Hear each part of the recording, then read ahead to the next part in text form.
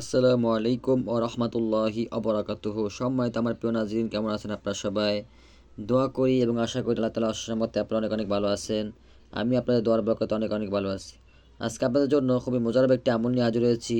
আজকের আমলটি হলো খাওয়ানো জাদুর চিকিৎসা। খাওয়ানো জাদুর চিকিৎসা কীভাবে করবেন আপনারা? যখনই কোনো রোগীকে খাওয়ানোর মাধ্যমে জাদু করানো হবে, তার পেটে থাকবে এগুলো জাদুর বস্তু থাকবে, তখন তাকে খাওয়ানোর চিকিৎসা করতে হবে, খাওয়ানো জাদুগুলো বের করতে হবে। তখন আপনারা কীভাবে করবেন এখন আপনাদেরকে বুঝিয়ে দিচ্ছি আমি, ইনশাআল্লাহ আপনারা পূর্বনিভাবে বুঝতে পারবেন ইনশাআল্লাহ। প্রথমে আপনার রুগীকে বসাবেন, সামনাসামনি বসিয়ে সূরাতুল ফাতিহা 7 বার পড়বেন, রুগীকে ফু দিবেন।